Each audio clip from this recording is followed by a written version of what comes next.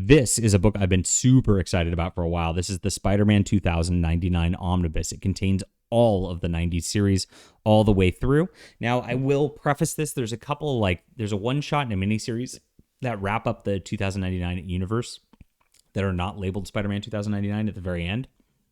It is not included in this volume. So it's just the comics that said Spider-Man 2099. And then there were some crossovers. They did a couple crossovers in between with all the other books. And that's where things go. This universe was pretty cool, and I really enjoyed it growing up. I mean, I remember when it came out, and the first issue had that reflective hologram foil cover. Loved it, and I've always wanted to read the full story of it, and they never reprinted the last 8 issues or so. They had a series of trade paperbacks that did so, and they came out with one every year, and then they just never finished it. And that's so annoying when that happens. So I'm glad to finally get this and finish the story. Here is the book, and you've got some nice art on the inside also. It's a thick monster right here. Now, the character is a Latino guy from the future, and it's written by Peter David for the most part. He's really good. And they've got a very good, pulpy-looking sci-fi setup with, sky cars and all that. And here's Spider-Man. It starts out with him just running.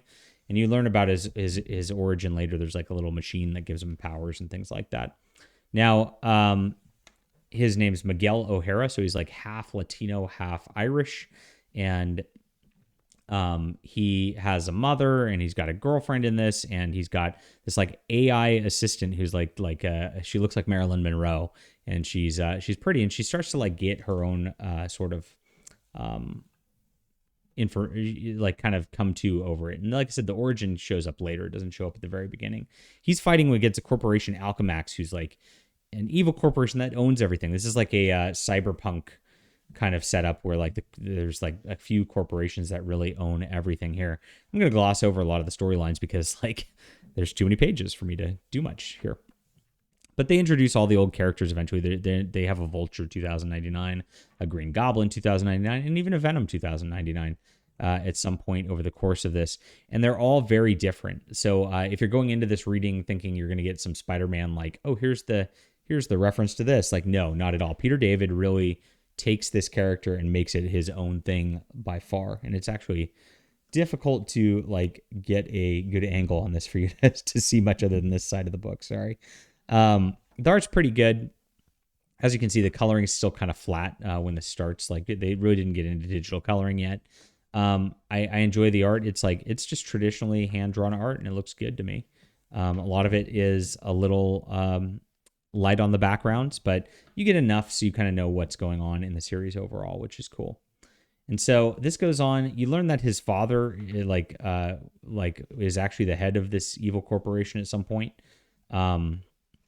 And that, his mother left him and all that. And that ends up a big plot point as it gets to the end and wraps up here. Now, this is the crossover where they have a Thor 2099. There's this big world-shattering event going on with that. And there's this Thor worshipping cult too throughout the book, which is kind of fun. The crossover was pretty good. I enjoyed it. Here's Punisher 2099. I really hope they publish the rest of these in collected edition so I could read the whole deal. They've got a Doom 2099 by Warren Ellis complete collection, which is way out of print and hard to find. And that's about it. And that actually matters a lot for the second half of this book. I would seek out a way to read that if you have a way to, because what happens is the corporations end up hiring Miguel to run them. So he runs Alchemax at some point. Doom becomes president of the nation, and it kind of flips the script on the whole setting as it goes on, since he's been doing fighting against them the whole time. And Peter David is a young Miguel O'Hara series also. Now eventually it gets into it, and here's Venom 2099, and his girlfriend Dana gets killed.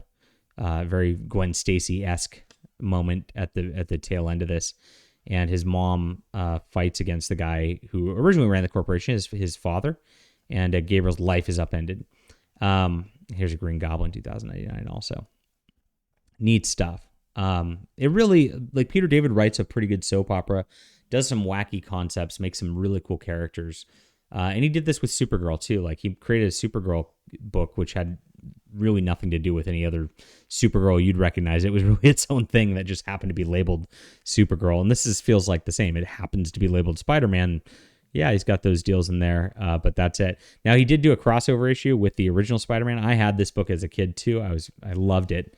And they actually meet a Spider-Man from the future also, which is pretty neat over the course of this. Great issue.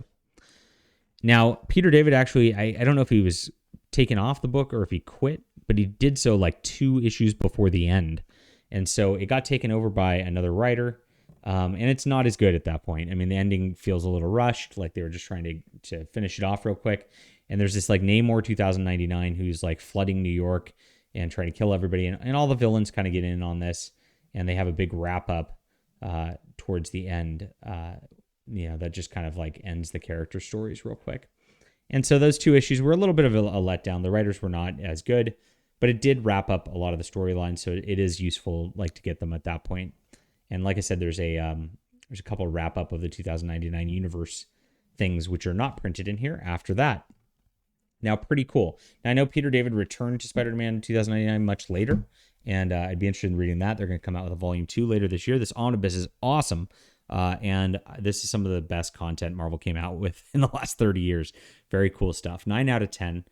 Very enjoyable, wonderful presentation with the omnibus. They did a great job with this, and they included the whole series. So I'm very happy with that and very happy that all of this got printed. Leave a comment down below with what you think about this. Hit that like and subscribe button. We'll be back soon.